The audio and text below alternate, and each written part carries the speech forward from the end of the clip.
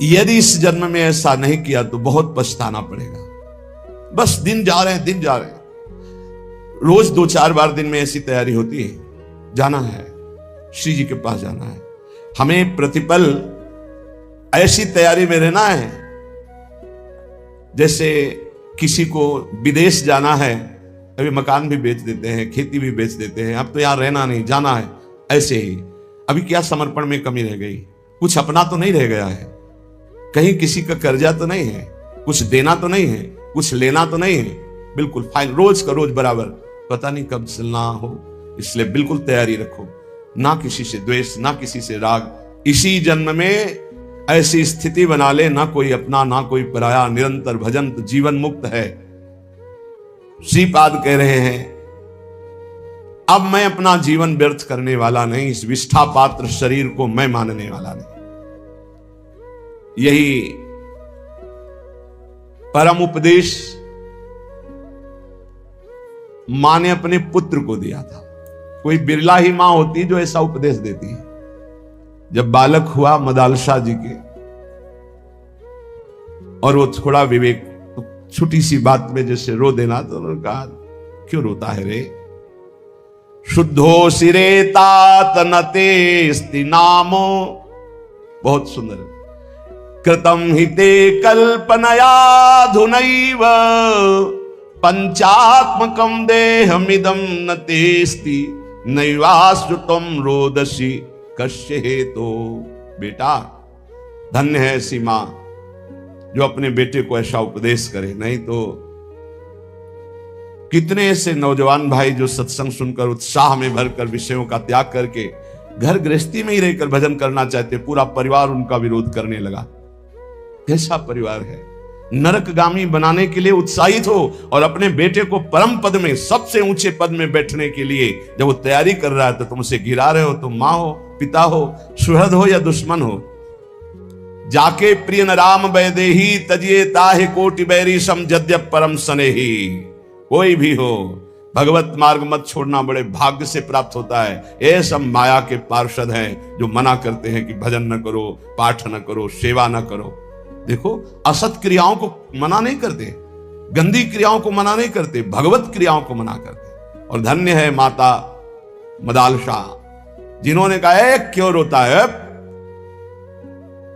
तू शुद्धो सिरे तात नतेस्ति नाम। बेटा, तू शुद्ध आत्मा है, तेरा ये कोई नाम नहीं है, शरीर का नाम है। तू कल्पित नाम से युक्त पुकारा जा रहा है, तेरा नाम नहीं है, तेरा ये शरीर नहीं है। इस शरीर पंचभूतों का ढांचा है, तू शरीर नहीं है, ना ये तेरा है ना तू इसका है। बेटा, किस लिए रो रहा है? शुद्धो सिरे तात नेतेस्ति नाम, तेरा नाम नहीं है। कृतम हिते कल्पना युधा नहीं, ये कल्पना है, कल्पना तूने कामनाएं की, उसी की वजह से तू शरीर में फंस गया। तू शरीर नहीं है, पक्की बात। कल एक नवयुवक भाई कह रहे थे कि हमें बड़ा संशय है, आप प्रमाणित कीजिए विज्ञान और अध्यात्म को एक करके। आज हम आधुनिक पढ़ाई पढ़ने वाले लोग हैं, हम कोई श्रद्धा में नहीं फंसने वाले। प्रमाणित कीजिए आप कि आपका अध्यात्म सत्य है। कैसे प्रमाणित करें? विज्ञान केवल स्थूल को जानने वाला है, वो भी बहुत प्रवीण विज्ञान में जो है, केवल स्थूल जगत, इसके आगे नहीं। स्थूल जगत, स्थूल शरीर, सूक्ष्म में प्रवेश ही नहीं है। और अध्यात्म सूक्ष्म के आगे कारण से भी परे है। विज्ञान क्या जानेगा? क्या जानेगा? विज्ञान केवल स्थूल जगत, स्थूल ढांचा, इसी का केवल विज्ञान है और कोई विज्ञान नहीं। हमें बता दीजिएगा। स्थूल जगत, स्थूल ढांचा, इतना ही विज्ञान है। कोई यंत्र तैयार हुआ आज तक विश्व ब्रह्मांड में जो सूक्ष्म शरीर को दिखा सके, जो कारण शरीर का अनुभव करा सके? फिर आत्म तत्व तो ये बहुत ही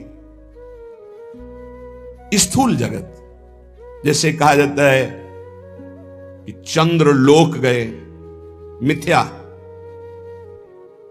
एक सीमा, इसके बाद अंतरिक्ष है, इसके बाद स्वर्गलोक है। स्वर्गलोक में सबसे ऊंचाई पर चंद्रलोक है, जहां सूर्य से भी कई हजार योजन ऊपर, और सूर्य तक पहुंच जाए कोई तो राख के सिवा कुछ नहीं हो सकता। अब वहां कैसे जाना कि चंद्रलोक है? वहां कोई मिला था क्या कि मैं चंद्रलोकवासी हूं? एक सीमा है जहां तक पहुंचा जा सकता है यंत्रों के द्वारा। फिर सिद्धावस्था के द्वारा गति होती, यंत्रों की गति नहीं होती, पांच भौतिक शरीरधारी की गति नहीं हो सकती। वहां सिद्धावस्था, सूक्ष्म शरीर, देव शरीर से प्रवेश होता है। एक सीमा है जिस सीमा में जाके आप बोल सकते हो, चंद्रलोक बोल सकते हो, कुछ भी बोल सकते हो, वो आपकी कल्पना है। आकाश के ऊपर जो स्वर्ग, महालोक, जनलोक, तपलोक, सत्यलोक, इन लोकों में सिद्धावस्था को प्राप्त महापुरुष पहुंचते हैं। स्थूल, जितना स्थूल यंत्र से स्थूल तक की, जहां स्थूल की सीमा समाप्त, वहां सिद्धावस्था में प्राप्त सूक्ष्म देहधारी महापुरुष जा सकते हैं, स्थूल शरीरधारी। आज भी त्रिशंकु लटके हुए हैं बीच में। विज्ञान, जितने अस्त्र का निर्माण हो रहा है वो हमारे शास्त्रों में लिखे हुए हैं। कोई भी क्रिया जिसे ऑपरेशन कहा जाता है, वो शल्य क्रिया शास्त्रों में लिखी हुई है। शल्य क्रिया क्या बिजली आज बनी है क्या? ये विद्युत प्रवाह तो कब से चला आ रहा है। जहां आपस में जल का घर्षण होता तो आकाश से बिजली नहीं गिरती क्या? तो विज्ञान बनाता कहां से है? हमारे शास्त्रों से ही तो। लेकिन स्थूल मात्र को, सूक्ष्म को नहीं, ना बना पाया है ना बना पाएगा। अरे बोले विज्ञान ने हवाई जहाज बना दिए, तो पेट्रोल वाले बनाए ना, डीजल पेट्रोल, ये पढ़ते होंगे ना। ऐसे विमानों का ब्रह्म ऋषियों ने निर्माण किया जिसमें न ड्राइवर की जरूरत है, ना पेट्रोल डीजल की जरूरत है। ए पुष्पक चलो अयोध्या, चल गया। पुष्पक रुक जाओ, पुष्पक रुक गया। और ऐसे एक विमान नहीं, असंख्यों विमान देवलोक में हैं, पर पहुंच नहीं। कोई ललकारे ना अध्यात्म को। जहां से भौतिकवाद समाप्त होता है वहां से अध्यात्म प्रारंभ होता है। जहां विज्ञान हाथ खड़ा कर देता है वहां से प्रारंभ होता है अध्यात्म। अध्यात्म को कैसे? इसलिए पुत्र तू रो मत, तू शुद्ध आत्मा है। बहुत भी जब आके ज्यादा छाटने लगते ज्ञान विज्ञान ना, तब सीधी बात होती कि 3.5 हाथ के शरीर में रहते हुए कितने साल हो गए तुम्हें? बोले 40 साल। 40 साल में 1 सेकंड भी अपने से मिले हो? कल एक प्रश्न करता कर, हम कोई श्रद्धा पे विश्वास नहीं करते, जिसको हमने देखा नहीं उसको मानते नहीं। तो तुमने अपने को देखा अपने को? चुप। मानते हो ना तुम हो? हाँ। कौन हो? पता नहीं। इतने मूर्ख हो कि तुम्हें अपना पता नहीं, तो तुम तत्व को क्या जान जाओगे? भगवान को क्या जान जाओगे? अध्यात्म को क्या जान जाओगे? ये खिलवाड़ नहीं है। अध्यात्म को खिलवाड़ मत समझो। ये जो भगवत मार्ग के पथिक हैं, इनको ऐसा मत समझो कि ये सांसारिक रहस्य को ना जानने वाले, ये क्रियाओं के कर्ता ना हो करके बैठ करके मांगते खाते पड़े रहते। नहीं, जहां तुम्हारी सोच नहीं वहां हर समय स्थिति रहती है। जो वास्तविक भगवान के मार्ग में चलते हैं, तुम समझते हो हम बहुत कार्य करने में प्रवीण हैं। 1 घंटा हम बता दें, एक बिंदु पर अपने मन को लगा के दिखाओ।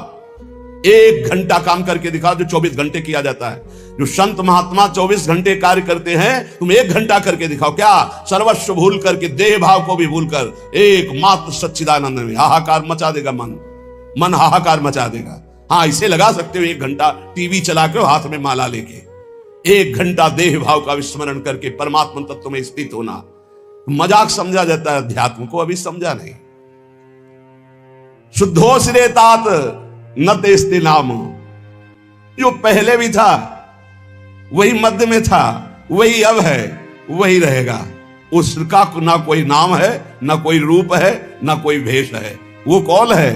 बोले शुद्धो सिरे तात न तेस्ते नाम कृतम हिते कल्पन याधुनैव पंचात्मकम देहमिदम न तेस्ति नैवास्तु तम रोदसी कस्य हेतु। बेटा तू क्यों रो रहा है? तो शुद्ध बुद्ध परमात्मा अंश है, परमात्मा स्वरूप है। ये 5 भौतिक देह तेरा नाम नहीं है। ना तू देह है, ना ये तेरा देह है, ना देह का नाम तेरा है। किसके लिए रो रहा है? धन्य है माता ऐसी जो अपने पुत्र को शुद्ध ब्रह्म ज्ञान का उपदेश दिया। नवा भवान रोदिति वै स्वजन्मा शब्दो यमासाद्य महिष सूनुम विकल्पमाना विविधा गुणास्ते गुणाश्च बहुता सकलेन्द्रियेषु। तात तू समझ, ये रोना भी क्रिया तेरे में नहीं हो रही। तू आनंद स्वरूप है, तेरे में रोना कभी हो ही नहीं सकता। राजकुमार, ये तेरे शरीर का संबोधन किया जा रहा है, तेरा नहीं। ये इंद्रियां तेरी नहीं, तू इंद्रियों का नहीं, तो शुद्ध बुद्ध आत्मा है। तेरे में ना गुण है ना अवगुण, तो गुण और अवगुण दोनों से अतीत सच्चिदानंद स्वरूप है। देख, जो इस जगत में दुर्बल हो जाते हैं, उन्हीं के ऊपर भूतों की आवेश वृत्ति होती है, दुखों की होती है। तो निर्बल नहीं, तो सबल। जब चीख चीख के कहते हैं तू भगवान का अंश है, भगवत स्वरूप है, तू सब कुछ कर सकता है, हिम्मत कर। जरा सी हार हो गई, जरा सा नुकसान हो गया, बोले आत्महत्या कर लेंगे, आत्महत्या कर लेंगे। तुम समझते हो तुम कौन हो? भगवान का स्वरूप हो, भगवत स्वरूप हो। बेटा, इस जगत में जो दुर्बल बन गया, मारा गया।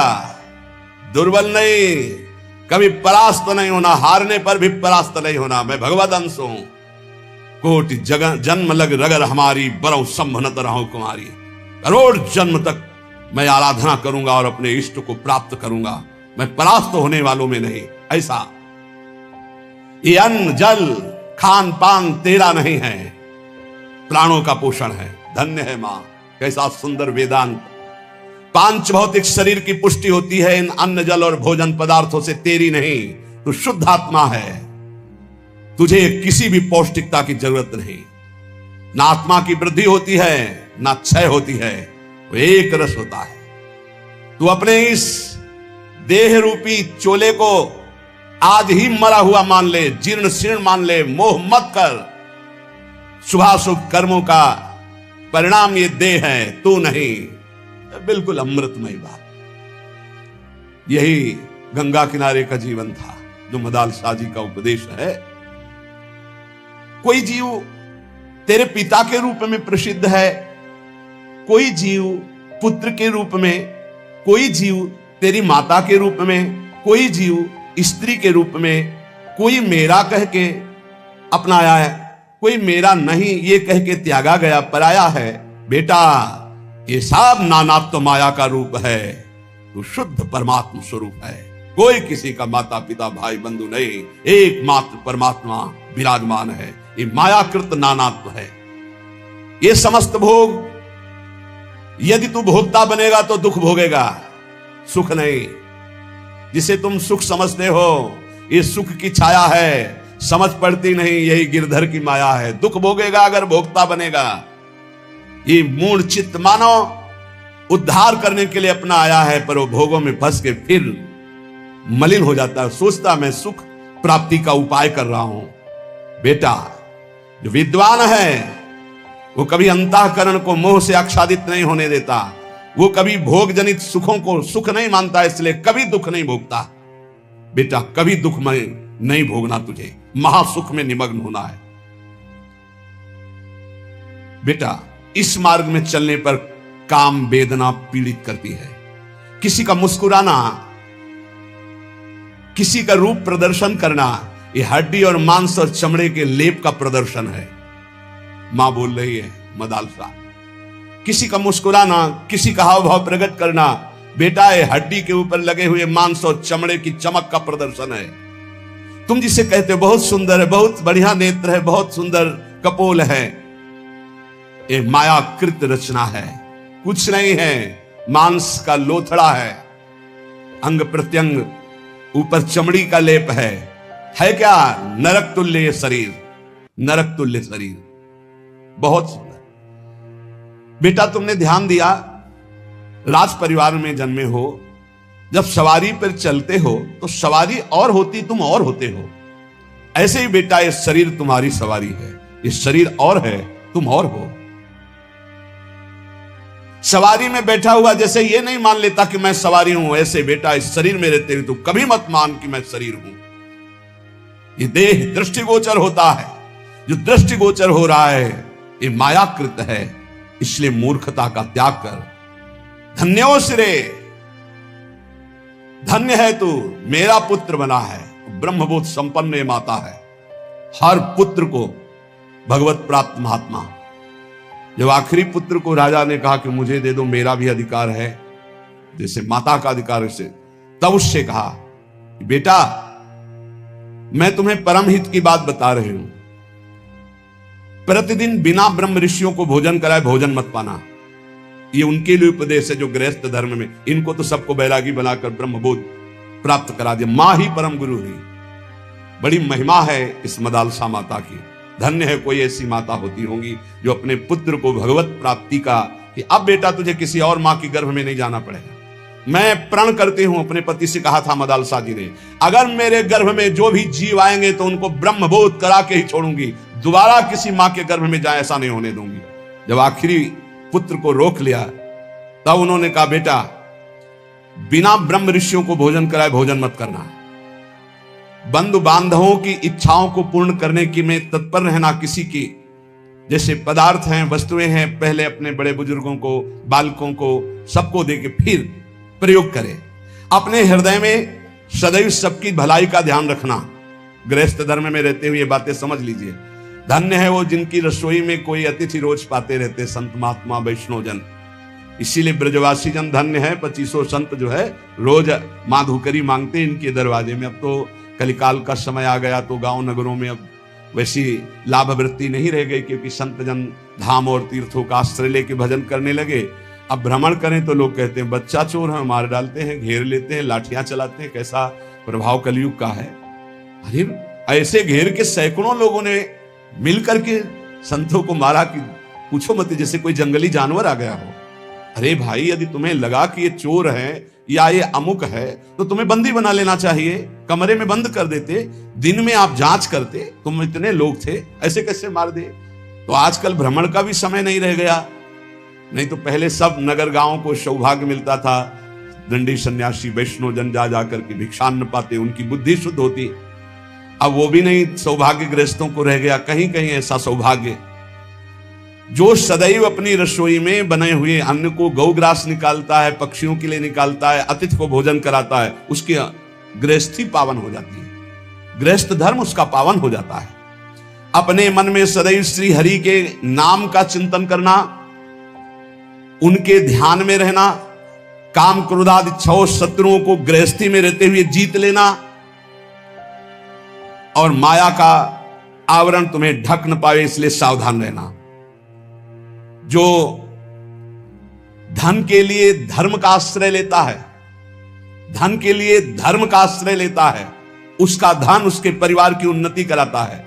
जो धन अधर्म से कमाता है उसके परिवार का पतन हो जाता है, नाश हो जाता है।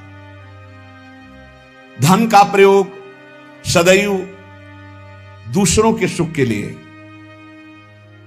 उतना पर्याप्त है जितना अन्न पेट में चला जाए, वस्त्र और बकाया परिवार की सेवा, राष्ट्र की सेवा, अन्य जनों को जिनको आवश्यक है उनकी सेवा। ये कमाने के लिए भेजे गए हो, ये ज्यादा जमा करने के चक्कर में मत पड़े। नहीं, जमा ही रहेगा, वो जमा ही रहेगा, दूसरे ही उसका प्रयोग करेगा। आप तो ना स्वीकृत कर पाए, सद्व्यय कर पाए, और ना उसका भोग कर पाए, व्यर्थ में आपका गया। गांव में तो कई ऐसे मकान खुदाई पर मिलते थे कि दीवार मोटी मोटी होती थी, उनमें कलसे में रुपए रखे मिलते थे। अब बोलो एक एक सिक्का जोड़कर मर गए, ना धर्म किया ना स्वयं भोग किया, और जमा ऐसे पड़ा रहा। इसलिए बेटा धर्म का आश्रय लेकर धन कमाना और उस धन का सद्व्यय करना, सत्पुरुषों की सेवा में, सद्व्यवहार में। कभी पराई निंदा मत करना। मदालसा माता के कभी पराई निंदा मत करना। विपत्ति से विपत्ति आ जाए तो भी किसी की निंदा मत करना। अगर कोई विपत्ति में पड़ा हो तो दौड़ करके उसका सहयोग करना। इस तरह तू आचरण करेगा तो तू भगवत प्राप्त हो ही जाएगा गृहस्थी में रहते हुए।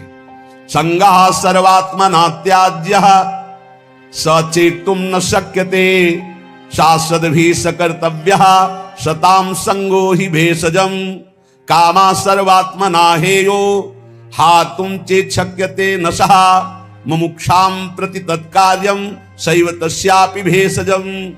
ये दो श्लोक लिख के अंगूठी में बांध दिए थे। जब तुम्हें ज्यादा परेशानी हो तो ये दवा लिखी, इसमें पढ़ लेना ये दो श्लोक। आसक्ति का सब प्रकार से त्याग कर दो। यदि त्याग करने में सामर्थ्य ना हो तो संत पुरुषों का संग करना, क्योंकि संत पुरुषों के संग से सब आसक्तियों का नाश हो जाता है। कामनाओं को सर्वथा छोड़ देना। यदि ना छोड़ पाओ तो मोक्ष की कामना करना। मोक्ष की कामना से सब कामनाओं का अपने आप नाश हो जाता है। और मुमुक्षता, मोक्ष की इच्छा जब जागृत हुई, माया का नाश हो जाता है और वो भगवत प्राप्त हो जाता है। अब मैं मुक्त होना चाहता हूं संसार से। मदालसा जी ने अपने समस्त पुत्रों को भगवत प्राप्ति कराई। जो उपासक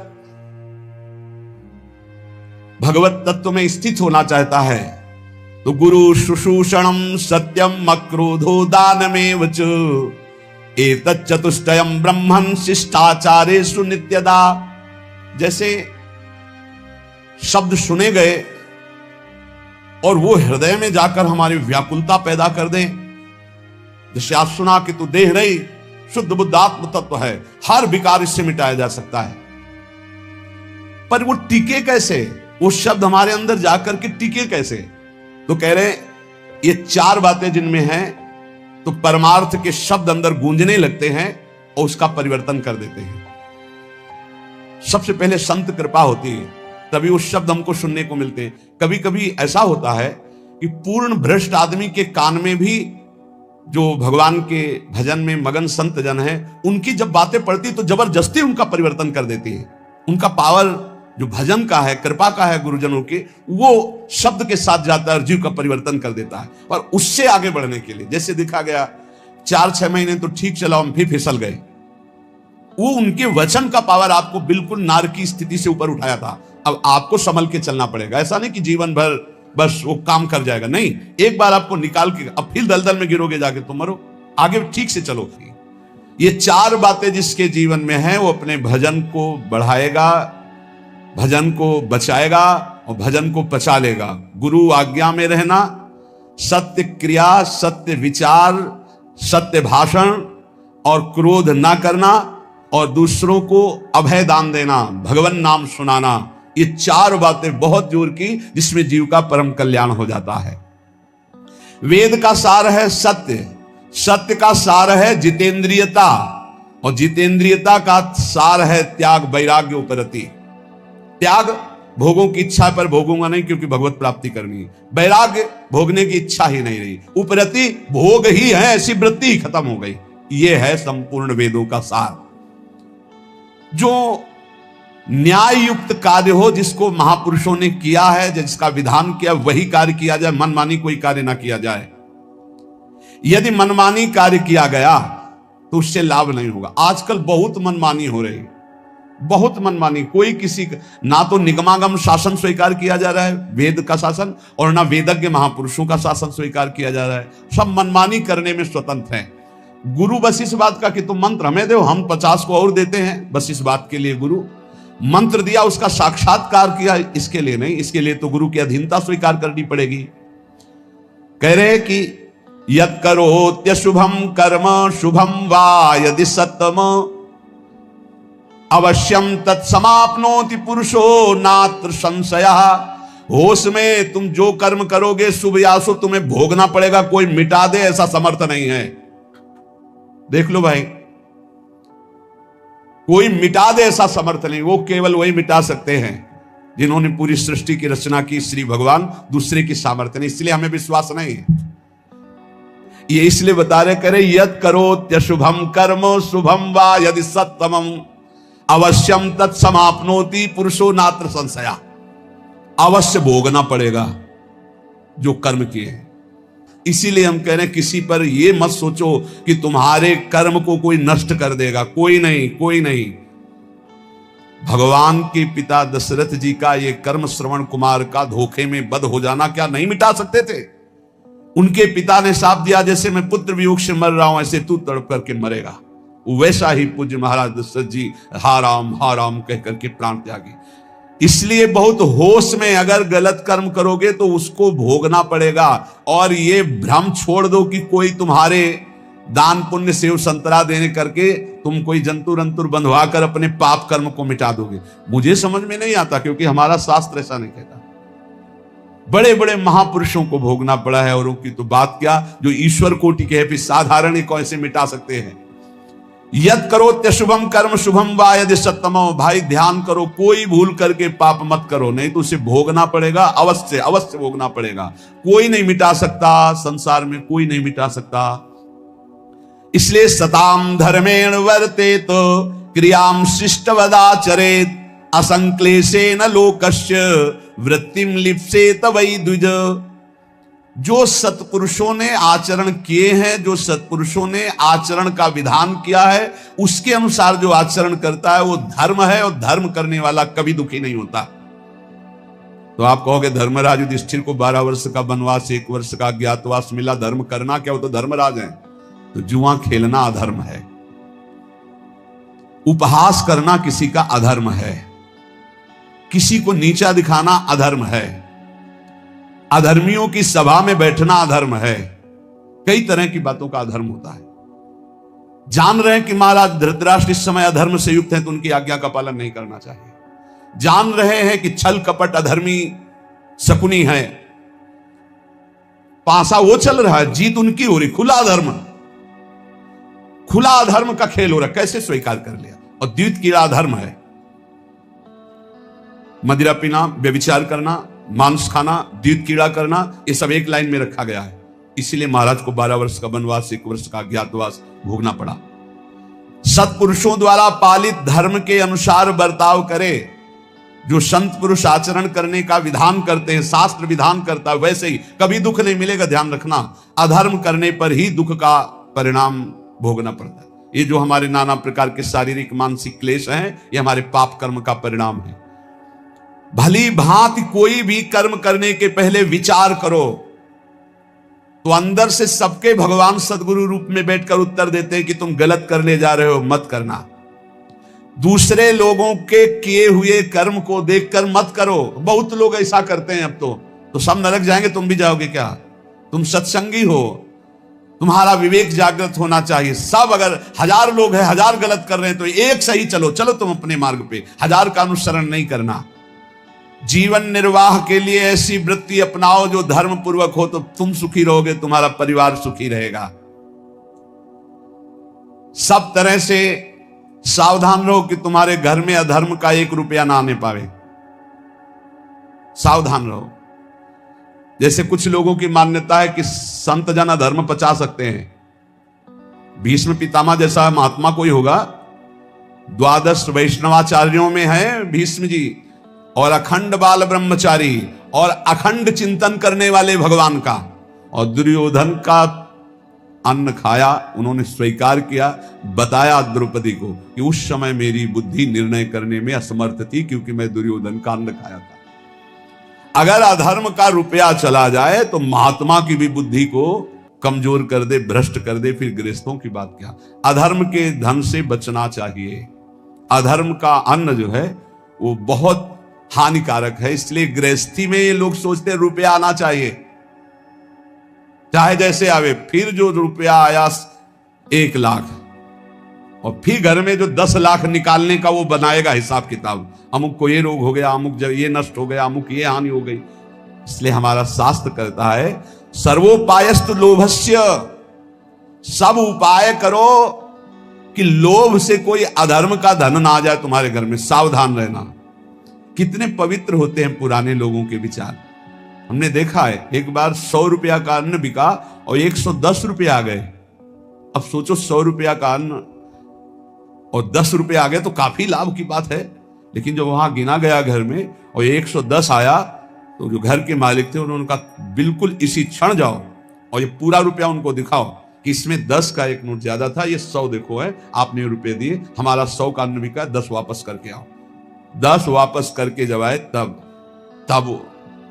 धर्मात्मा पुरुष के घर में ही भगवत भजन, सुख, शांति किस तरह की, भले अर्थ की अव्यवस्था हो, लेकिन धर्म की व्यवस्था एक अद्भुत शांति, एक अद्भुत सुख प्रदान करती। नमक रोटी खाओगे, चैन से सोओगे। अगर अधर्म का भाव होता तो बोले हम तो बेचा है भाई, 110 आ गए, वो तो चलो 10 ज्यादा ही आ गए, वो निकलेगा कहीं ना कहीं से, किसी को परेशान करेगा। इसलिए कहा तुरंत हटाओ इसको। ये बात सत्संग में बैठा लीजिए। गृहस्थी में जो आप जन है या जो भगवत मार्ग में भी है, अधर्म का धन किसी को भी चैन शांति नहीं लेने देगा। तत्कालिक लगेगा, इतना आ गया यार, सब ठीक है, सब ठीक नहीं, अब आतंक मचाएगा वो, अब दुख देगा। इसलिए उपाय करना चाहिए अपनी इंद्रियों को पावन करने वाले तप का। उपाय करना चाहिए किसी भी तरह से हमारे घर में अधर्म का धन ना आवे, इसका उपाय करना चाहिए। भवसागर समुद्र से इससे पार होने का, भगवत प्राप्ति का। क्रूरता का जो अभाव परम धर्म का आचरण, उत्तम व्रत महापुरुषों द्वारा आचरित और सर्वोत्तम ज्ञान, इस समस्त पापों का नाश कर देता है। सर्वोत्तम ज्ञान भगवान श्री कृष्णचंद्र जो गीता जी में कहते हैं, हे अर्जुन, यदि तुम ज्ञान को प्राप्त हो जाओ तो तुम्हारे सारे के सारे जन्म जन्मांतर के पाप नष्ट हो जाएंगे। अपि चेदसि पापेभ्या सर्वेभ्या पापकृतमः सर्वम ज्ञान प्लवेनैव ब्रजिनम संतिष्यसि।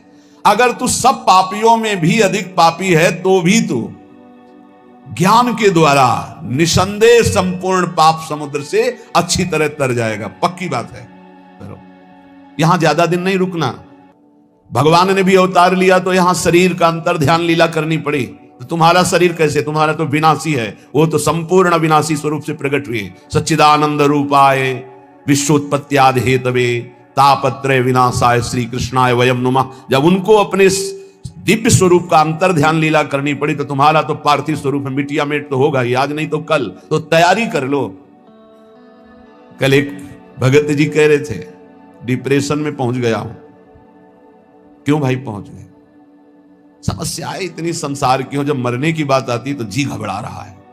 वृद्धावस्था की तरफ शरीर जा रहा है, कहां जाना है कोई ठिकाना नहीं।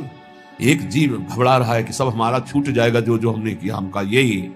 यही अध्यात्म औषधि देता है कि मरने से सब जग डरा मेरो मन आनंद। अब अपने को यह है क्या, कहां जाना है, पता है कहां जाना है, क्या होगा यह भी पता है क्या होगा।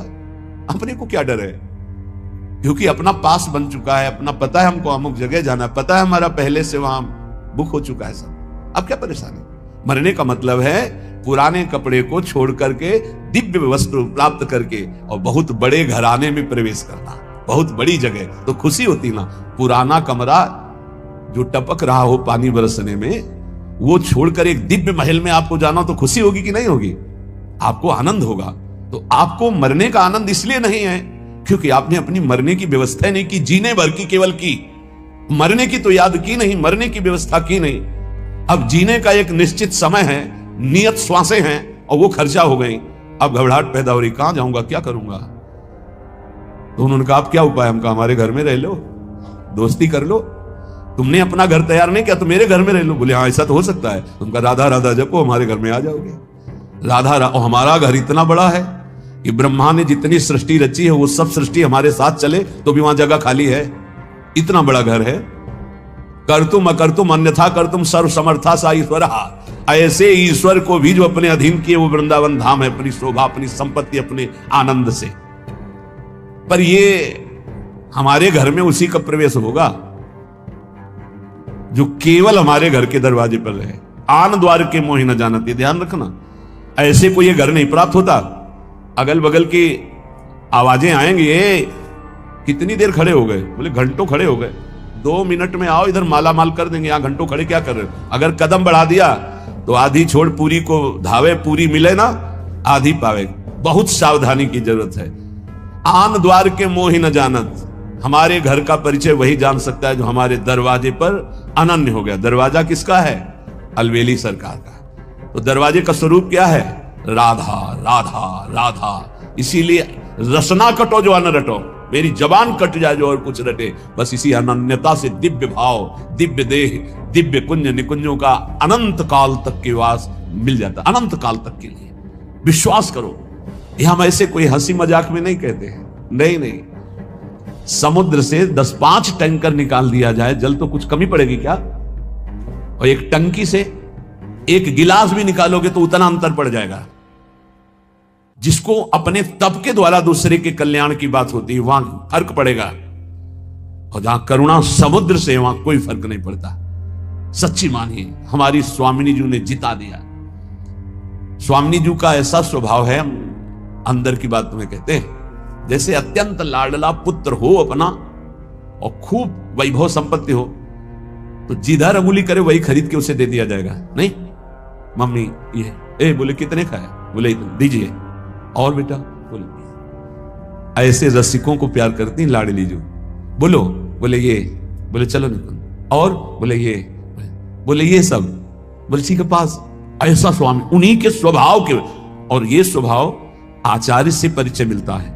कह रहे हैं सप्तारणी कृत स्वभाव सुधार सौगम राधा विधान में दिव्य निधानम अस्ति। उसी बल से तो हम बोलते हैं, हमारा कोई अलग बल थोड़ी है, मेरे बल से वृंदावन रानी, उन्हीं के बल से। कैसा भजन होना चाहिए, हमारे घर का भजन कैसा है जिसको हमारे घर की प्राप्ति होगी। जो श्यामा श्याम का निरंतर भजन करते हैं उनके नेत्रों में जब श्यामा श्याम प्रकाशित होते हैं तो उनकी हालत हो जाती है ऐसी जैसे सावन का अंधा। ते सावन के सूर कहूं बिरले निष्कामी। हरियाली देख के अंधे हुए तो पूरा जीवन हरियाली ही हरियाली रहेगी, क्योंकि उनके नेत्र हरियाली के समय से गायब। तो श्यामा श्याम को देखकर नेत्रों की जगत देखने की जो मायामयी बात थी वो खत्म हो गई। तो जिधर देखते हैं उनको श्यामा श्याम ही दिखाई देता है। अब कुछ और दिखाई दे तो कामना होना, श्यामा श्याम को देखने वाले निष्कामी हो जाते हैं। ते सावन के सूर कहूं बिरले निष्कामी, कहन सुनन के बहुत जगत में भक्त सकामी। कहने सुनने वाले तो बहुत भक्त जगत में मिलेंगे, लेकिन निष्कामी भगवत प्रेमी प्रिया प्रीतम के अनुरागी ये तो बोले बिरले कोई ऐसे होते हैं। तो उन्हीं बिरलों की पंक्ति में बैठने का अपने को सौभाग्य मिल गया है। इसलिए कह रहे हैं जाको तू दूर दूर बेर बेर जावे, सो तो हरि पास सदा पलक जो उघारे। तू आनंद की खोज में भोगों के लिए भाग रहा है देश विदेश, और आनंद समुद्र हरि तेरे अंदर बैठे हुए हैं। बाहर तू खोज ले, चाहे जहां भाग के जा, कहीं विश्राम नहीं मिलेगा, चाहे जहां भाग के चलेगा। ये अंदर की बात समझ लीजिए। हम बाहर जो भी कर रहे हैं अंदर जाने के लिए कर रहे हैं, अंदर लौटने के लिए कर रहे हैं, और विश्राम अंदर मिलेगा, साक्षात्कार अंदर होगा, बात अंदर बनेगी, आनंद की तिजोरी अंदर खुलेगी, बाहर नहीं है। बाहर घूम लो, कहीं भी देख लो, बाहर हम जो भी करते हो अंदर जाने के लिए कर रहे हैं, समेटने के लिए कर रहे हैं, अंतर्मुख होने के लिए कर रहे हैं। जाको तू दूर दूर बेर बेर जावे, सो तो आनंद समुद्र हरि पास सदा पलक जो उघारे। कस्तूरी ना भी बसे मृग ज्यों बन धावे, सूंगी सूंगी फिरत रहे वो अपनो अंगना निहारे। भूल्यो भर मत मन अंध तय गंवारे। ए गंवार, आनंद की खोज भोगों में नहीं, कहीं बाहर हरि नहीं, तेरे अंदर है। जैसे कस्तूरी नाभि में बसता है मृग के, और उसकी खुशबू पूरे वन में उठ खोजता है, कहां है ये खुशबू। और अगर वो गर्दन झुका के देख ले तो उसी की नाभि में कस्तूरी पूरे वन में खोजता है। ऐसे ही यहां हरि विराजमान है। सहस्त्र शीर्षा पुरुषा सहस्राक्षा सहस्त्रपात सभूमि सर्वतस्प्रत्वात यतिष्ठत् दशांगुलम्मा। वेद कहता है नाभि से 10 अंगुल नाप लो। ये हृदय स्थान में भगवान यहां विराजमान है। खोज रहे हैं हम बाहर, कब तक? जब तक अंतर्मुख होकर के नहीं डूबेंगे तो कहीं नहीं मिलेंगे। अंतर्मुख हुए और डूबे हमारे उर वृंदावन, और यही पहले वृंदावन झलकेगा, फिर नारायण या गौर श्याम को हृदय निकुंज, इसी हृदय निकुंज में गौर श्याम का साक्षात्कार हो जाएगा। कस्तूरी ना भी बसे मृग ज्यों बन धावे, सूंगी सूंगी फिरत रहे अंगना निहारे। कुंजन के कोने बैठी श्यामा श्याम गावे, बहुत जल्दी लाभ मिल जाएगा। किशोरी तेरे चरणन की रज पाऊं, बैठ रहा हूं कुंजन के कोने, श्याम राधिका गाऊं। किशोरी तेरे चरणन की, बस आपकी चरण रज लगाने को मिले और श्यामा श्याम गाने को मिले, मुझे और कुछ नहीं चाहिए। कुंजन के कोने बैठ श्यामा श्याम गावे, तो नैनन के झरोखे में निरखे बिहारे। बैठे ही बैठे तुम्हारे नेत्रों में प्रकाशित हो जाएगा नित्य विहार। सीधा आपको दिखाई देगा, सीधा नहीं दिखाते उसमें, सीधा प्रसारण लाइव। निकुंज में क्या चल रहा है? सीधा प्रसारण, चैनल मिल गया। जे ही श्यामा श्याम श्यामा श्याम श्यामा श्याम श्यामा श्याम, तो गुरुदेव ने देखा तन्मयता, समर्पण, निष्कामता, बदल दिया चैनल। जिस चैनल में माया के दृश्य मैं मेरा तय तेरा अच्छा बुरा स्त्री पुरुष जड़ चैतन्य खत्म, अब कुंज निकुंज और श्यामा श्याम सहचरिया अद्भुत सुख, सीधा प्रसारण, नाम रूप लीला धाम का अद्भुत सुख। बोले कुंजन के कोने बैठी श्यामा श्याम गावे, तो नैनन के झरोखे में करत है बिहारे। देखो देखो कैसे बिहार कर रहे हैं। निरखत नित्य बिहार पुलकित तन रोमावली, आनंद नयन सुधार यह जो कृपा हरिवंश की। अगर ये नहीं करोगे तो दौरत है देश देश भेष क्यों लजावे। ये बहिर्मुखता भगवान की कृपा से नष्ट हो जाए तो काम बन जाए। ये और जो भी लाभ पाने की, शुभ पाने की आकांक्षा है, ये भी माया है। ब्रह्मा की रचना भी नहीं टिकती तो तुम्हारा बनवाया हुआ क्या टिकेगा। महाप्रलय में ब्रह्मा भी नहीं टिकते उनकी रचना की, तो प्रलय में ब्रह्मा तो रहते हैं, उनकी रचना समिट जाती है, नष्ट हो जाती है। लेकिन जब महाप्रलय आता तो ब्रह्मा भी समिट जाते हैं। केवल सच्चिदानंद भगवान महान विराट स्वरूप, उन्हीं में पूरा विश्व शयन करता है। तुम्हारा निर्माण, तुम्हारा नाम, तुम्हारा प्रतिष्ठा, मान सम्मान किसी का नहीं रहा है। एक समय था उड़िया बाबा की धूम मची हुई थी, पूरा भारत का कोना कोना। रेलवे स्टेशन कहीं और था लेकिन गाड़ी रुकती थी उड़िया बाबा के आश्रम में, पास ही है रेलवे लाइन, हजारों की भीड़। आज है कुछ नहीं, कुछ नहीं, रोना आता है। जब वहां पहुंचे थे, एक बार दर्शन किए उसी गुफा के, वहां सब जो साधक थे साथ, वो हमारे शब्द का अर्थ समझते होंगे कि रोना आता है। ऐसे समदर्शी महापुरुष का ऐसा प्रभाव, और वहां कुछ ऐसी घटना घटी थी जिससे वो दृश्य देखकर बहुत विचित्र। ये एक जैसा कभी नहीं रहता। ना विश्वास करो वाहवाही पर, ना विश्वास करो अपने नाम कीर्ति पर, ना विश्वास करो अपने रूप पर, ना अपने शरीर पर, ना धन पर, ना व्यवहार पर, ना मित्रता पर। जहां लाखों कहते हैं कि हम आप पर प्राण न्यौछावर कर देंगे, वहां कोई मुंह नहीं देखना चाहेगा। ऐसी चाल माया की है, बात समझ लीजिए। इसलिए दौरत है देश देश भेष क्यों लजावे। रुपया, नाम, प्रतिष्ठा कुछ नहीं, सब माया का नाटक। 3 में रखा गया पूरी माया को समेट के, कंचन, कामिनी, कीर्ति। इन 3 को कोई क्रॉस कर जाए तो त्रिभुवन विजेता त्रिगुणातीत महापुरुष वो भगवान से बातचीत कर सकता है। फोन नंबर आ जाएगा उसके पास, ये ले करो बात हरि प्रिया से, प्रिया प्रीतम से सीधे बात करो। पक्की बात समझ लो, त्रिगुणातीत होने पर ही ये बात होती है। क्यों भागे बोलते हो, क्या चाहिए? कौन तुम्हारा नाम जपेगा? जिसका तुम नाम जप करते हो वही सब रूपों में है। किससे मान चाहते हो, किससे प्रणाम करवाना चाहते हो, क्या बनाना चाहते हो? अरे जिसने समुद्र बनाया, तुम एक तालाब बना सकते हो खुदवा के, पैसा लगा के। समुद्र बनाया, पृथ्वी बनाई, पहाड़ बनाए, सूर्य चंद्रमा बनाए, इतना बड़ा आकाश बनाया, उसका तो नाम नहीं लेते लोग। तुम्हारा नाम क्या लेंगे? भूल छोड़ो। दौरत है देश देश भेष क्यों लजावे। घर में ही बैठी तू खोल निज किवारे। अपने हृदय के किवाड़ खोल, देख यहीं प्रभु बैठे, यही बैठे। दिन भर जो भूल ही गयो तो संध्या घर आवे। पूरा दिन बर्बाद कर दिया, अब तो शाम होने जा रही जिंदगी की, आजा लौट के।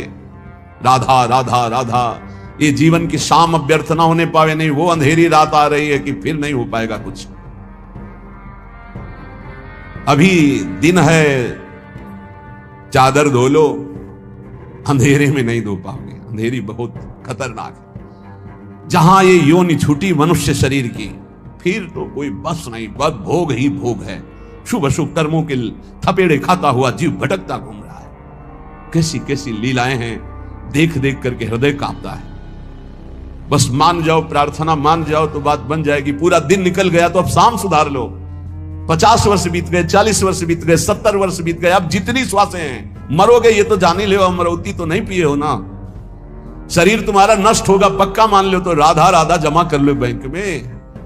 तुमको इसमें गवर्नर की मोहर नहीं दिखाई दे रही, इसलिए ये सिक्का भारत में चलता नजर नहीं आ रहा, इसलिए इस पर धन बुद्धि नहीं। पर ये उस लोग का सिक्का है जहां भारत का भी सिक्का नहीं चलता। यहां का यही बैंक में रह जाएगा। ये राधा नाम परम धन है, ये परलोक में तुम्हारे काम आएगा। मान लीजिए सब कुछ छीन लेगा काल, लेकिन नाम नहीं छीन पाएगा। जो नाम जप करके जाओगे ये तुम्हें परमोन्नति प्रदान करेगा। एक नाम त्रैलोक कहि तारे, जो न ले सो जन्म हारे। ये भूल मत करो। पूरी दिन माया की चाल में बर्बाद कर दिया तो संध्या तो संभाल ले। अब ये जीवन की संध्या शाम आने वाली है, इसके बाद रात्रि आएगी, काल रात्रि नष्ट कर देगी सब कुछ तेरा। बनी है सब अबहू अली, माधुरी समझावे, भूल्यो भर मत मन अंध ते गंवारे। अब गंवारपना छोड़ो, अंधापन छोड़ो, जितनी श्वासें बची हैं धर्म पूर्वक आचरण करो और नाम जप करो। श्रीपाद प्रबोधानंद जी महाराज अद्भुत वृंदावन महिमामृत का वर्णन करते हुए कहते हैं, पुष्प श्रेणी विकास हास युतया गुच्छोरुवक्षोजया, संश्लिष्टा पुलकाल मंडित लता वध्वाप्य हो सत्तमा। ऐसी खिली हुई लताएं सुशोभित हो रही मानो कोई नववधू का श्रृंगार किया गया हो। विविध प्रकार की लताएं सौरभ से ऐसी भंवरे मतवाले हो रहे, उन्मत्त हो रहे हैं, ऐसी सौरभ और रंग बिरंग पत्ते की कांति के बराबर। अब इसे अलंकारिक भाषा न समझी जाए। कहना वृंदावन दुति पत्र की उपमा को कछु नाही, कोटि कोटि बैकुंठ होते सम कहे न जाए। हरित ऐसे तेजोमय पत्ते जिसमें प्रियालाल की प्रतिबिंब झांकी पड़ रही है। पत्र प्रसून बीच प्रतिबिंब नखसिक प्रिया जनावे, संश्लिष्टा पुलकाल मंडित लता बध्वाप्य हो सत्तमा। वृक्षों में आलिंगित ऐसी लताएं मानो नई वधू श्रृंगार की गई हो। विविध गुच्छे, विविध सौरभ, अलग अलग फूलों का अलग अलग सौरभ मतवाला कर रहा है। मनुष्य जीवन की सार्थकता है कि हमारी अंतिम श्वास भगवान के चिंतन में छूटे। अंतःमति सो गति। यदि हमने जीवन में भजन का अभ्यास नहीं किया तो अंतिम समय हम भजन नहीं कर पाएंगे।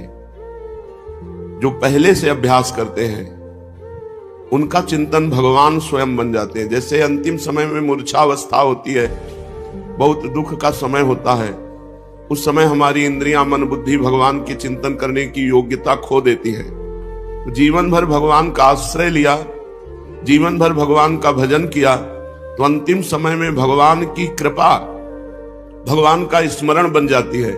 और उसके हृदय से जो भी भगवान का स्मरण करते हुए प्राण छूटा, वो भगवान को प्राप्त हो जाता है। ये संसार बड़ा दुखमय है। यहां सुख की लालसा से भटकते भटकते अनंत जन्म व्यतीत हो गए, आज तक सुख नहीं मिला। अब मान लो जितनी श्वासें बची हैं, राधा राधा राधा रटते हुए प्रभु के आश्रय में जीवन व्यतीत कर दो, तो भगवान बड़े क्षमाशील है, बड़े करुणा समुद्र हैं। वो हमारे अपराधों को क्षमा कर देंगे और हमारा जीवन धन्य हो जाएगा। जैसे भगवान ने माया की रचना की, ऐसे ही माया से मुक्त होने की रचना की। माया का इतना बड़ा प्रभाव है कि वो सूक्ष्म है, वो हृदय में अपना प्रभाव डालती है। परिवार का मोह, शरीर की चिंता, नाना प्रकार के भोगों का आकर्षण, ये हृदय से होता है। और मुक्त करने के लिए भगवान ने अपनी पुरियां, अपने धाम की रचना कर दी। यदि आप निरंतर भजन नहीं कर सकते, आप विषयों का त्याग नहीं कर सकते, आप योग को धारण नहीं कर सकते, तो आप धाम में आके पड़ रहो। वृंदावन धाम का वास स्वीकार कर लो। धाम अपनी कृपा से आपको परम पद की प्राप्ति करा देगा। जैसे काशी में कोई मरता है तो उसे भगवान शंकर तारक मंत्र देकर उद्धार कर देते हैं। ऐसे वृंदावन में जब कोई मरता है तो श्री जी की सखियां, वृंदा सखियां की अधिष्ठात्र देवी हैं, वो उसके कान में राधा नाम सुनाकर परम पद प्रदान करा देती है। इसलिए चाहे जैसे हो, हमें चाहिए कि अब हमारा ये जन्म व्यर्थ न जाने पावे। यदि हम धामवासी नहीं बन पा रहे हैं तो हम धाम का भरोसा करके राधा राधा नाम रखते हुए जहां भी रहें भगवान के होके रहें। पाप कर्म न करें, किसी को दुख न दें, छल कपट से दूर रहें। निर्मल मन जन सो मोहि पावा, मोहि कपट छल छिद्र न भावा। भगवान कह रहे मुझे कपट, छल, दूसरों के द्वेष भाव, दोष देख, ये सब अच्छा नहीं लगता। तो खूब नाम जप करो, भगवद आश्रित रहो। और कहीं धाम का वास मिल गया है तो नियम ले लो कि प्राण जब तक नहीं निकल जाएंगे तब तक हम कठोर व्रत लेते हैं कि धाम को नहीं छोड़ेंगे। बस इसी जन्म में तुम्हें भगवत प्राप्ति हो जाएगी। अंदर से माया प्रभाव डालती है, परिवार का मोह सताता है। भले वो गाली देते हो, भले वो आपको मारते पीटते हो, लेकिन आपका मन उन्हीं के प्रति आकर्षित होगा। ये माया है।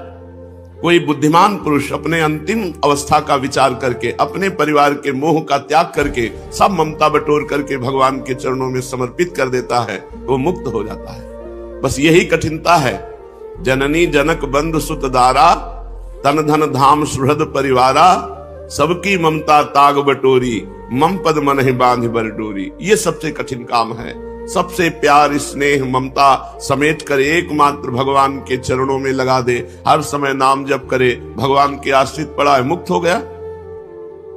पक्का विश्वास करो, जिसकी जिह्वा में नाम चल रहा है वो निश्चित भगवान को प्राप्त होता है। अब श्रीपाद वृंदावन धाम की रहनी, वृंदावन धाम में रहने वालों की निष्ठा का वर्णन करते हैं। किम्नो भूपैः किम्नु देवादिभिर्वा, स्वाप्नैश्वर्योत्फुल्लितैः किंच मुक्तैः, शून्यालंबैर्वैष्णवैर्वापि किम्नः, श्रीमद् वृंदाकाननैकान्त भाजाम। जब हम वृंदावन वास कर रहे हैं तो हमें धनी पुरुषों की चाटुकारिता से क्या मतलब है? चाहे वो राजा हो, चाहे जमींदार हो, चाहे जितना धनी हो। जब हम वृंदावन बिहारी जी की शरण में हो गए तो धनियों के पीछे डोलने का, धनियों के आगे हाथ फैलाना, धनियों की चाटुकारिता करना, ये ठीक नहीं है। श्रीपाद प्रबोधानंद जी महाराज कह रहे हैं, भरोसा भगवान का रखे, मनुष्य का नहीं। सब भिखारी हैं, दाता तो एक भगवान है। सब परेशान हैं, परेशानी मुक्त कराने वाले तो एकमात्र भगवान हैं। इसलिए जब आपने भगवान के धाम का भरोसा कर लिया तो चिंता मत करो, सब कामनाएं पूर्ण हो जाएंगी। भगवान का धाम कल्पतरु है, धामवासी की हर कामना को पूर्ण करने में समर्थ है धाम। इसलिए धामवासी को चाहिए किसी धनी पुरुषों की चाटुकारिता न करे, उनके पीछे पीछे न डोले, उनके आगे हाथ न फैलावे। अरे कितना जीवन है, अपनी शरणागति पर कलंक करे। ऐसे अनंत ब्रह्मांडों के स्वामी भगवान को छोड़कर संसार के भोगी पुरुषों के सामने बाबूजी कह के हाथ फैलावे तो मर जाना अच्छा है। मंगिबो भलो न बाप सो जो प्रभु राखे टेक। अगर भगवान का भरोसा है तो किसी से मांगने की जरूरत नहीं। अन मांगे आगे आवे गो, जो पल लागे पल को। जैसे पलकें स्वयं गिरती हैं, ऐसे तुम्हारे आगे धन स्वयं आएगा यदि तुम भगवान के भरोसे में हो। और सांसारिक भरोसे में हो तो भटकना पड़ेगा। इसलिए कह रहे किम्नो भूपई, मुझे इन बड़े बड़े धनी पुरुषों की चाटुकारिता की जरूरत नहीं। हमने वृंदावन धाम का भरोसा कर लिया। वो बहुत अपमान सहना पड़ता है जब धन की लालसा से किसी धनी पुरुषों की चाटुकारिता करे। हृदय में सूल की तरह चुभने वाली चेष्टाएं सामने से होती है। इसलिए एकमात्र भगवान का भरोसा रखे। देवादिभिर्वाना, मुझे इन देवताओं से भी कोई तात्पर्य नहीं, क्योंकि देवता भी एक दुकान की तरह है।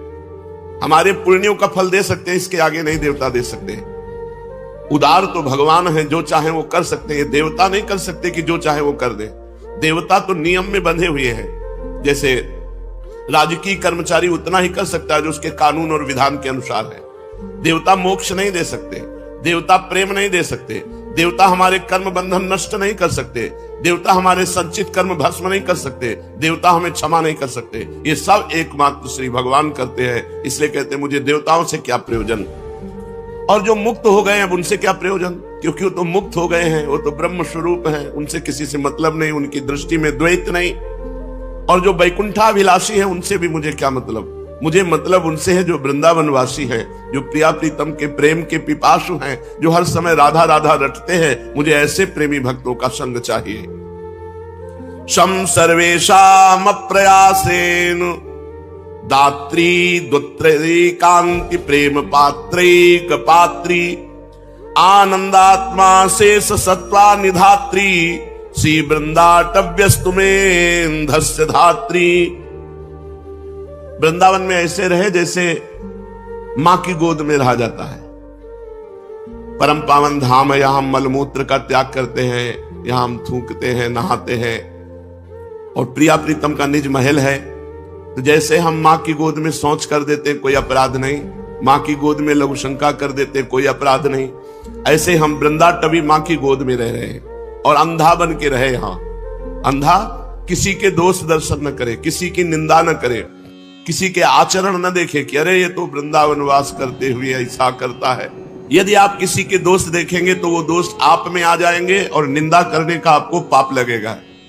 इसलिए कह रहे हैं आनंदात्मा शेष सत्वानि धात्री श्री वृंदाटव्यस्तु में अंधस्य धात्री। धात्री माने मां, अंधस्य माने अंधा। मैं अंधा पुत्र हूं, कुछ नहीं देखता, किसी की बात नहीं देखता, बस अपनी बात देखता हूं।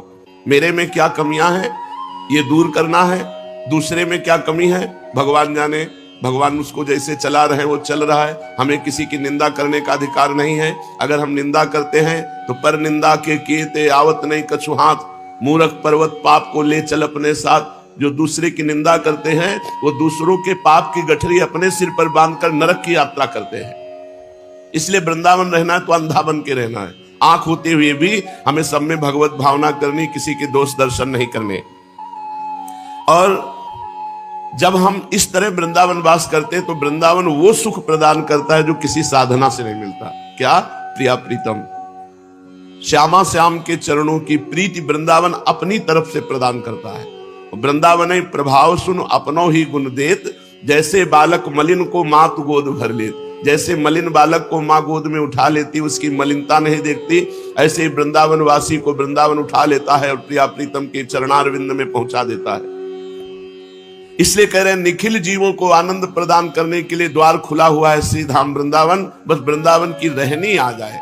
चुप रहो, शांत रहो, किसी की निंदा मत करो, जो मिल जाए खाओ पियो और रात दिन राधा राधा कृष्ण कृष्ण जपो। जीवन पूरा का पूरा मंगल में हो जाएगा। अगर आखिरी बन गई तो पूरे जीवन की बन गई। पूरे जीवन पाप हुआ अजामिल से, वैश्यागमन करता रहा, हिंसक जीव की हिंसा करने वाला, नाना प्रकार के पाप रूपी मल से भरा हुआ, पर अंतिम समय निकल गया बेटे के बहाने नारायण, भगवान की प्राप्ति हो गई। अंतिम बन गया तो पूरा जीवन बन गया। इसलिए सबको चाहिए अपनी अंतिम सुधार ले। चलते हैं परम पावन चरित्र श्री कृष्ण चैतन्य महाप्रभु का। महाप्रभु चैतन्य देव का ब्याह श्री विष्णु प्रिया जी से हो गया है। ब्याह होते ही महाप्रभु की दशा बदल गई। महाप्रभु उन्माद अवस्था को, कभी एकांत में बैठे हुए कुछ बोल रहे हैं, किसी की समझ में नहीं आ रहा है, कभी हुंकार मारकर पृथ्वी पर लौट जाते हैं, कभी कई कई घंटे भाव दशा में बैठे हैं। ऐसी दशा चैतन्य महाप्रभु की रहने लगी। बड़े बड़े वैद्य बुलाए गए, वैद्यों की बस की बात नहीं कि इस भाव दशा को जान सके। तो कोई कहता दिमाग में गर्मी चढ़ गई है, कोई कहता भूत प्रेत का आवेश है, कोई कहता भगवत आवेश है, पर कोई निर्णय नहीं कर पाया। महाप्रभु स्वतः ही स्वस्थ हो गए। महाप्रभु ने इच्छा जताई कि अब हम तीर्थ यात्रा करना चाहते हैं। जब हम तीर्थ यात्रा करते हैं तो हमारा हृदय पवित्र होने लगता है। पवित्र हृदय ही भगवान का भजन करता है। पवित्रता जब अंदर प्रवेश करेगी तो आपके अंदर खुद दोषों के त्याग की बात आ जाएगी। एक भगत जी रोज पेपर पढ़ते हैं और जब वृंदावन आए खुद उन्होंने कह दिया कि मुझे अब पेपर नहीं पढ़ना। जीवन भर हो गया नियम पूर्वक पढ़ते हुए, बोले अब मुझे नहीं पढ़ना। जब वृंदावन आया हूं तो मुझे भगवान का भजन करना है, भगवान की बातें पढ़। क्या हुआ? इतनी बड़ी आसक्ति पेपर की होती है कि लोग सुबह से इंतजार करते हैं जैसे भगवान के दर्शन का इंतजार। ऐसे वो इंतजार करते, पेपर आया बस पूरा उस संसार में क्या हो रहा है मोटी हेडिंग में तो एक बार पूरा पढ़ जाए, और वो पूरा जीवन पढ़ते रहे। छोटी छोटी बातों को अपने लोग देखते हैं, धाम का प्रभाव क्यों उनका नहीं। ये सब क्या है? ये भगवान की कृपा है। ये भगवान की कृपा से जब हम धाम में आए तो धाम पवित्रता इतनी प्रदान करता है कि धीरे धीरे सारे दोष दुर्गुण ममता ये सब नष्ट होती चली जाती है और जीव अनंत जन्मों से बिछड़ा हुआ भगवान को प्राप्त कर लेता है। आश्विन शुक्ला दशमी का दिवस है। आज ही के दिन भगवान श्री रामचंद्र जी ने लंका पर विजय प्राप्त करने के लिए चढ़ाई की थी। घर घर आनंद मनाया जा रहा है। आज के ही दिन वर्षा काल की परिसमाप्ति समझी जाती है। व्यापारी आज के ही दिन वाणिज्य के निमित्त विदेशों की यात्रा करते हैं। राजागण आज के ही दिन दूसरे देशों को दिग्विजय करने के निमित्त अपनी अपनी सेनाओं को सजाकर राज्य सीमा से बाहर होते हैं। 4 महीने एक ही स्थान पर रहने वाले परिव्राजक सन्यासी जन आज के ही दिन फिर से भ्रमण करना आरंभ कर देते हैं। तीर्थ यात्रा करने वाले भी आज के ही दिन यात्रा के लिए प्रस्थान करते हैं। अब की नवद्वीप में बहुत से यात्रा गया धाम की करने जा रहे थे, तो गौरांग महाप्रभु के मौसा पंडित चंद्रशेखर भी गया धाम को जाना चाहते थे। उन्होंने अपनी इच्छा निमाई को जताई। सुनते ही निमाई बड़ी प्रसन्नता प्रकट की और सची माता की आज्ञा लेकर चैतन्य महाप्रभु भी अपने स्नेही छात्रों के साथ गया जी की यात्रा का निश्चय किया। सब सामान जुटाकर अन्य लोगों को साथ लेकर ये गया धाम के लिए चल पड़े। इस प्रकार ये अपने सभी साथियों के साथ आनंद मनाते और प्रेम में श्री कृष्ण कीर्तन करते हुए मंदार नामक स्थान पर पहुंचे। इन स्थान में पहुंचकर इन्हें बड़े जोर से बुखार आ गया। इनके साथी इनकी ऐसी दशा देखकर बहुत अधिक चिंतित हुए, भांति भांति के उपचार करने लगे, किंतु इन्हें किसी प्रकार भी लाभ नहीं हुआ। अंत में इन्होंने अपनी औषधि अपने आप ही बताई। इन्होंने कहा, मेरी व्याधि इन प्राकृतिक औषधियों से नहीं जाएगी, यह रोग तो असाध्य है, एकमात्र इसकी औषधि है भगवान की कृपा। भगवान की प्रसन्नता से ही यह रोग जाएगा। यदि भजन करने वाले वैष्णवों की पूजा की जाए तो भगवान की कृपा प्राप्त हो जाती है। जो ब्रह्म ऋषि जन है, जो वैष्णव जन है, यदि इनकी चरण सेवा हो तो भगवान प्रसन्न हो जाते हो। भगवान प्रसन्न हो जाए तो सब रोग दोष मिट जाते हैं। भगवान ने स्वयं कहा है कि अग्नि और ब्राह्मण ये मेरे दो मुख हैं। नाहम तथाग्नि यजमान वीर विताने अच्युतो घृतप लुत मदन धृतभुंक्त मुखेन। अग्नि में खूब आहुति देने से मैं उतना प्रसन्न नहीं होता जितना बढ़िया खीर और घी टपटपाता हुआ हलवा ब्रह्म ऋषि और वैष्णव जन को पवाया जाए तो मैं जितना प्रसन्न होता हूं उतना अग्नि में आहुति देने से नहीं प्रसन्न होता। तो चैतन्य महाप्रभु ने कहा कि अगर यहाँ के वैष्णव और ब्राह्मणों की पूजा की जाए, उनकी चरण रज हमारे शरीर पर लगाई जाए तो हमारा रोग दूर हो जाए। महापुरुष वही आचरण करवाते हैं जिनसे जगत का मंगल होता है। एक विद्यार्थी ने प्रश्न किया, गुरुजी, जो ब्राह्मण नहीं है, केवल ब्रह्म बंधु है, अर्थात केवल ब्राह्मण कुल में जन्मा है और ब्राह्मणों के आचरण नहीं करता, संध्या गायत्री शास्त्र की मर्यादा के अनुसार वो ब्राह्मणत्व नहीं धारण करता, तो क्या उनका भी इतना ही आदर है जितना आप कहते हैं कि वैष्णव और ब्राह्मणों की चरण रज मिल जाए तो हमारा शरीर निरोग हो जाए? हम तो समझते हैं जो ब्राह्मण कुल में जन्मे हैं और ब्राह्मणों का आचरण नहीं करते तो वो काठ के हाथी हैं, उनमें ब्राह्मणत्व ही नहीं है। जैसे काठ के हाथी से हाथी पने का कोई काम नहीं चलने का, उसी प्रकार जो धर्म कर्महीन ब्राह्मण है वो नाम मात्र का ब्राह्मण है, वो आदर का पात्र नहीं हो सकता। थोड़ी देर चैतन्य महाप्रभु चुप रहे और कहा, एक प्रकार से तुम्हारा कथन ठीक है। जो अपने धर्म कर्म से रहित है वो तो दूध ना देने वाली बंध्या गौ के समान है, उससे सांसारिक स्वार्थ कोई सद नहीं सकता। फिर भी जो काम हम भाव से करते हैं उसमें लाभ मिलता है। जैसे वो कर्म धर्म नहीं जानता, लेकिन हम भाव से पूज रहे कि ये ब्राह्मण है, ये वैष्णव है, तो हमको हमारे पूजन का लाभ मिलेगा क्योंकि हमने उस पर भाव किया। वो धर्म कर्महीन है तो वो भोगेगा, हमने भाव किया तो हमारा मंगल हो जाएगा। जो श्रद्धा के साथ शास्त्रों की आज्ञा के अनुसार अपने को ही सुधारने का सदा प्रयत्न करते हैं, उनको चाहिए कि ऐसी बातें न करें, दूसरे में दोष दर्शन न करें। संसार में कोई ऐसा नहीं जिसमें गुण दोष ना हो। जड़ चेतन गुण दोष में विश्व कीन करतार, संत हंस गुण गाहे पे परिहरिवार विकार। सब गुण दोष में संसार है। क्या करे? जैसे दूध और पानी मिला के रख दे तो हंस दूध पी लेगा, पानी छोड़ देगा। ऐसे ही जो संत स्वभाव के लोग हैं वो दूसरों के गुण ग्रहण करते हैं, दोष दर्शन नहीं। इसलिए अपनी बुद्धि को संकुचित बनाकर, जैसे हम गाय दूध दे या न दे, हम उसकी सेवा करते हैं गौ माता मानकर, ऐसे ही ब्राह्मण अपने कर्म से भ्रष्ट है वो जाने, हम उसे ब्राह्मण मानकर सम्मान करते हैं, हम उसे वैष्णव मानकर सम्मान करते हैं। वो जो करेगा वो खुद भोगेगा, हम जो भाव कर रहे हैं उसमें हमारा मंगल हो जाएगा। सर्वश्रेष्ठ भाव अपने को सुधारना है, सामने वाले के गुण दोष देखने नहीं है। उत्तम बातें सुनो तात मायाकृत गुण और दोष अनेक, गुण या उभय न देखी देखी स्वाविवेक। किसी के गुण दोष न देखे, सब में भगवान को देख करके उपासना करे तो मंगल हो जाए। देखो भगवान ने स्वयं ब्राह्मणों का कितना आदर किया। भृगु जी महाराज भगवान की छाती में जाके लात मारा, ब्रह्म ऋषि हैं, तो भगवान गुस्सा नहीं हुए, भृगु जी के चरण पकड़ लिए और दबाने लगे, बोले अतीव कोमलौ तात चरणों ते महामुने। हे महामुनि, आपके चरण तो बहुत कोमल है, हमारी छाती तो बहुत कठोर, कहीं आपके चरणों में चोट तो नहीं लग गई? तो विचार करो, भगवान वहां साप भी दे सकते थे कि हमने तुम्हारा क्या बिगाड़ा, आकर छाती में लात मार दिया, लेकिन नहीं, वो ब्रह्म ऋषि हैं।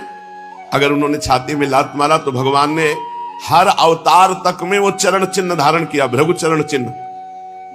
हम भगवान के अंश हैं तो हमको यही चाहिए। अगर हमारे साथ कोई बुरा करे तो हम उसके साथ भला करें, बुरा न करें। करत जे अनसहन निंदक तिन्हों पे अनुग्रह कियो।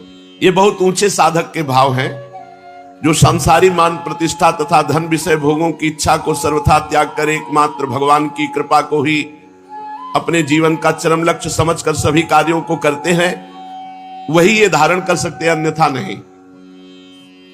जो पुरुष वासुदेव बुद्धि रखकर सामने से वैष्णव या ब्राह्मण गाली दे रहा है, हम उसमें भगवान की बुद्धि करें। अपने मुख से हम उसको कठोर वचन ना बोले, वो हमको कठोर वचन बोल रहा है। यदि ऐसा व्यवहार किया तो भगवान को आप प्रसन्न कर लेंगे, और अगर उल्टा व्यवहार किया तो फिर भगवान को प्रसन्न करना है तो वैष्णव जन के सामने झुक के रहो। वो गाली दे तो सुन लो, तुम्हारे पाप नष्ट हो जाएंगे, तुम्हारा मंगल हो जाएगा, ऐसा चैतन्य महाप्रभु कह रहे हैं, ऐसा शास्त्रों में भी लिखा है। तो इनकी आज्ञा पाकर 2-3 विद्यार्थी गए और शुद्ध वैष्णव जनों और ब्राह्मण जनों की चरण रज लाए, चरणोदक लाए। इन्होंने चरणोदक पिया और चरण रज लगाई, सोई बुखार खत्म। चरणोदक पीते ही अच्छे हो गए। और सभी विद्यार्थी और सब लोगों से कहा, देखा ब्राह्मणों की चरण रज और चरणामृत में कितना प्रभाव है कि हमारा इतना पीड़ा देने वाला ज्वर बुखार एक बार चरणामृत पीने से चला गया। और जो भगवान का या भक्तों का रोज चरणामृत पीते हैं बड़े भाग्यशाली हैं। अकाल मृत्यु हरणम सर्वव्याधि विनाशनम श्री कृष्ण पादोदकम पीत्वा पुनर्जन्म न विद्यते। जो भगवान का चरणामृत या भक्त का चरणामृत पीते हैं उनकी कभी अकाल मृत्यु नहीं हो सकती, और बड़े से बड़ा रोग शरीर पर होने पर भी पीड़ा नहीं दे सकता, और अंत में भगवान की प्राप्ति होगी। ये चरणामृत पीने का महत्व है। वृंदावन में बिहारी जी, राधा वल्लभ जी ठाकुर विराजमान, इनका चरणामृत मिलता है। किसी पात्र में चरणामृत ले आवे, 2 बूंद रोज पान करे। अकाल मृत्यु हरणम सर्वव्याधि विनाशनम श्री कृष्ण पादोदकम पीत्वा पुनर्जन्म न विद्यते। उसका पुनर्जन्म नहीं होगा जो रोज चरणामृत पीता है। अब अपने साथियों के साथ चैतन्य महाप्रभु आगे बढ़ने लगे। पुनपुना तीर्थ ये गया धाम में है।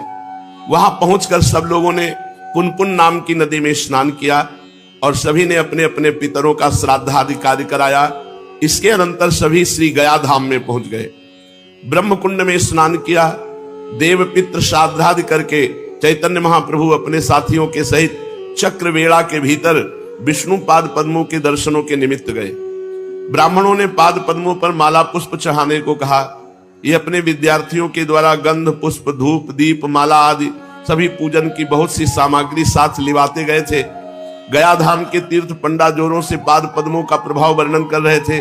वे उच्च स्वर से कह रहे थे, इन्हीं पाद पद्मों के धोवन से जगत पावनी मुनि मन हारणी भगवती भागीरथी गंगा उत्पन्न हुई है। इन्हीं चरणों का लक्ष्मी जी बड़ी ही श्रद्धा के साथ निरंतर सेवन करती रहती है। इन्हीं चरणों का ध्यान योगी जो अपने हृदय काल में कमल में निरंतर करते रहते हैं। इन्हीं चरणों को प्रभु ने गयासुर के मस्तक पर रखकर उसे सद्गति प्रदान की थी। असंख्य लोगों की भीड़, हजारों आदमी पाद पद्मों के दर्शन कर रहे थे और बीच बीच में जय हो के घोष हो रहे थे। पंडा लोग उनसे भेंट चढ़ाने का आग्रह कर रहे थे। बार बार पाद पद्मों का पुण्य महात्म सुनाया जा रहा था।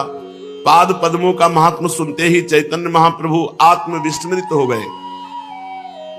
उन्हें शरीर का होश नहीं रहा। महाप्रभु के भावावेश आ गया। शरीर थरथर कांपने लगा। अरुण ओष्ठ कोमल पल्लव की भांति हिलने लगे। आंखों से अश्रुधारा बहने लगी। उनके चेहरे से भारी तेज प्रकाशित हो रहा था। वे एकटक भगवान विष्णु के चरण कमल की ओर निहार रहे थे और वहां कौन है, क्या कर रहा है, ये सब कुछ नहीं, भूल गए। किसने स्पर्श किया, कौन पकड़े हुए, इन सब बातों का पता नहीं। वे संज्ञा शून्य से होकर कांप रहे हैं। उनका शरीर उनके वश में नहीं। वे मूर्छित होकर गिरने वाले ही थे कि इसी बीच में एक सभा को चीरते हुए तेजस्वी सन्यासी आए और उनको पकड़ लिया, गिरने से बचा लिया। फिर उनके साथियों ने संभाला, भीड़ से हटाकर बाहर ले गए। बाहर पहुंचकर कुछ होश आया। वे निद्रा से उठे हुए मनुष्य की भांति चारों ओर आंख उठा उठा कर देखने लगे। सहसा उनकी दृष्टि एक तेजस्वी सन्यासी पर पड़ी जो गिरते हुए से पहले उन्होंने संभाला था। उन्हें देखकर चौंक उठे, उनके आनंद का वारा पार नहीं रहा। इन्होंने दौड़ करके सन्यासी जी के चरण कमल पकड़ लिए। अपनी आंखों से अश्रु विमोचन करते हुए सन्यासी ने इन्हें उठाकर गले से लगा लिया। इनके स्पर्श मात्र से सन्यासी महाशय बेहोश हो गए। दोनों ही शरीर सुधि से परे महापुरुष, दोनों को ही शरीर का होश नहीं, दोनों ही प्रेम में विभोर होकर अश्रु विमोचन कर रहे थे। यात्री इन दोनों के ऐसे अलौकिक प्रेम को देखकर आनंद सागर में गोते खाने लगे। बहुत से लोग एकत्रित हो गए, चारों ओर से लोगों की भीड़ लग गई। कुछ काल में सन्यासी जी को कुछ चेतना हुई। उन्होंने बड़े ही प्रेम से इनका हाथ पकड़कर एक ओर बिठाया और अत्यंत प्रेम पूर्ण वाणी से कहने लगे, निमाई पंडित, आज मेरा भाग्योदय हुआ जो सहसा तुम्हारा दर्शन हो गया। नवद्वीप में ही मेरा हृदय तुम्हारी ओर स्वाभाविक ही खींचा सा जाता था। मुझसे लोग कहते निमाई पंडित कोरे पोथी के ही पंडित हैं, बड़े चंचल हैं, देवता तथा वैष्णवों की खिल्लियां उड़ाते हैं। आप उन्हें अपना श्री कृष्ण लीलामृत सुनाकर क्या लाभ उठावेंगे? कोई तो यहां तक कहता अजी ये पूरे नास्तिक है, वैष्णवों को छेड़ने में इन्हें मजा आता है। मैं उन सबकी बातें सुनता और चुप हो जाता। मेरा अंतःकरण इन बातों को कभी स्वीकार ही नहीं करता था। ये ईश्वरपुरी जी महाराज, मैं बार बार यही सोचता था, निमाई पंडित जैसे सरस सरल सहृदय और भावुक पुरुष भक्तिहीन कभी नहीं हो सकते। इनके मुख का तेज ही इनकी भावी शक्ति का परिचय दे रहा है। आज आपके भाव दर्शन के रूप को देखकर आनंद की सीमा नहीं रही। मैं कृतकृत्य हो गया। भगवत दर्शन से जो आनंद मिलता है उसी आनंद का मैं अनुभव कर रहा हूं। मैं अपने आनंद को प्रकट करने में असमर्थ हूं। इतना कहते कहते सन्यासी महाशय का गला भराया। आगे वे कुछ और भी कहना चाहते थे किंतु कह नहीं सके। उनके नेत्रों में से अश्रुधारा भी पूर्ववत बह रही थी। सन्यासी महाराज की बातें सुनते सुनते इन्हें कुछ चेतना हो गई थी, इसलिए रुधे हुए कंठ से कुछ अस्पष्ट स्वर में इन्होंने कहा, प्रभु आज मैं कृतार्थ हुआ, मेरी गया यात्रा सफल हुई, मेरी असंख्यों पीढ़ियों का उद्धार हो गया। जो यहां आने पर आपके दर्शन का सौभाग्य प्राप्त हुआ। तीर्थ में श्राद्ध करने पर तो पितरों की मुक्ति होती है, जिनके निमित्त श्राद्ध तर्पण आदि कर्म किए जाते हैं, किंतु आप जैसे परम भागवत संत के दर्शन से करोड़ों पीढ़ियों का स्वतः उद्धार हो जाता है। आप जैसे संत भागवत वैष्णव के दर्शन से करोड़ों पीढ़ियों का उद्धार स्वतः हो जाता है। सब लोगों को आपके दर्शन दुर्लभ है। जिनका भाग्योदय होता है उन्हीं को आपके दर्शन होते हैं। ये कहते कहते इन्होंने फिर से सन्यासी महाशय के चरण पकड़ लिए। सन्यासी जी ने हठ पूर्वक अपने चरण छुड़ाए और इन्हें प्रेम वाक्यों से आश्वासन दिया। समझ गए होंगे कि सन्यासी महाशय कौन है। ये वे ही भक्ति बीज के अंकुरित करने वाले श्रीमन माधवेंद्र पुरी जी के सर्वप्रधान प्रिय शिष्य श्री ईश्वरपुरी जी हैं, जिन्हें अंतिम समय में गुरुदेव अपना संपूर्ण तेज प्रदान करके इस संसार से तिरोहित हो गए थे। नवद्वीप के प्रथम मिलन में ही ये निमाई पंडित के अलौकिक तेज और अद्वितीय रूप लावण्य पर मुग्ध होकर इन्हें एकटक देखते रह गए थे। इन्हें इस प्रकार भली भांति देखते रहने का सुअवसर प्राप्त हो सकेगा, इसलिए निमाई पंडित ने हंसकर कहा, आज हमारे घर ही भिक्षा कीजिएगा और दिन भर देखते रहिएगा। उनकी प्रार्थना पर ये सन्यासी जी उनके घर भिक्षा करने गए थे और कुछ काल तक अपने स्वसंपादित ग्रंथ श्री कृष्ण लीलामृत को भी उन्हें सुनाते रहे। तभी से पूरी महाशय के हृदय पटल पर इनकी प्रेममयी मनोहर मूर्ति खिंच गई थी। आज सहसा